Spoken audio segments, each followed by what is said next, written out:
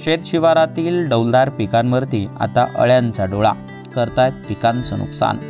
धाराशिव जिल्ह्यात यावर्षीच्या खरीप हंगामात गेल्या 15 ते 20 दिवसांपासून सातत्याने ढगाळ वातावरण असल्याने वाढीला लागलेल्या पिकांवर अळ्यांचा प्रादुर्भाव दिसून येतोय। जिल्ह्यात लाखो हेक्टरवर सोयाबीनच्या पिकाचा पेरा आहे। सोयाबीनच्या कोवळ्या पानांवरती अळ्यांचा प्रादुर्भाव दिसून येतोय। त्यामध्ये खोडमाशी, चक्रीभुंगा, उंटाळी, हिरवी अळी, तपकिरी अळी, तंबाखूवरील अळी, लष्करी अळी अशा अळ्यांचा समावेश आहे। काही गावामध्ये धाराशिवमध्ये ही जी अळ्याची लेवल आहे आता सांगितल्याप्रमाणे आर्थिक नुकसान पातळीच्या वर गेलेली आहे। त्यामुळे अशा शेतकऱ्यांनी एकतर आपला स्वस्तातला उपाय म्हणजे एकतर पक्षी थांबे आपल्या शेतामध्ये उभं करणं आवश्यक आहे, जेणेकरून त्याच्यावर पक्षी बसतील आणि त्या अळ्या टिपतील। थायोमिथॅक्झाम प्लस लॅम्बडा सायलोथ्रिन याचं कॉम्बिनेशन जे आहे 0.25 मिलीचं, हे जरी आपण फवारलं तरी त्याच्या जो आपली स्पोडोप्टेरा अळी आहे ह्याचा प्रादुर्भाव आपल्याकडं कमी होण्यास मदत होते।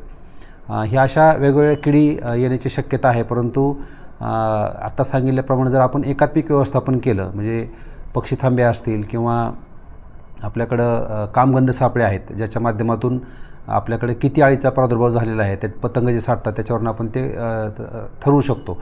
त्यामुळे असे उपाय अगोदर केल्यानंतरच मग आर्थिक जे खर्च आहे, थोडक्यात खर्चिक बाबी ज्या आहेत त्या बाबीकडे आपण वळलं पाहिजे। त्यामुळे शेतकरी बांधवांना माझं आव्हान असेल की एकात्मिक किडी व्यवस्थापनाच्या माध्यमातून आपण निश्चितपणे किडीवर मात करू शकतो। यावर्षी खूप चांगलं पीक आपल्याकडे आहे आणि हवामान अंदाज आत्तासुद्धा जो आहे ते पुढच्या 9-10 दिवसामध्ये पावसाचा ब्रेक असणार आहे। त्यामुळं आपल्याला आंतरमशागतीची कामे करण्यास वेळ मिळणार आहे आणि भविष्यात परत ऑगस्ट आणि सप्टेंबरमध्ये आपल्याकडे चांगला पाऊस आहे।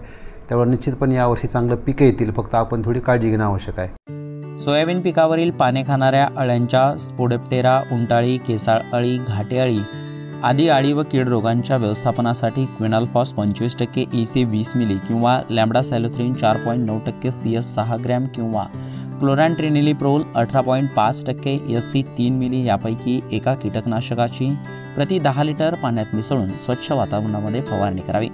तसेच चक्रीभुंगा व खोडमाशीच्या व्यवस्थापनासाठी ट्रायझोपास 40% EC 20 मिली किंवा डायमोथिएट 30% EC किंवा क्विनॉलफॉस 25% EC 10 मिली प्रति 10 लिटर पाण्यात मिसळून स्वच्छ वातावरणामध्ये फवारणी करावी असा सल्ला कृषी विभागाकडून देण्यात येत आहे।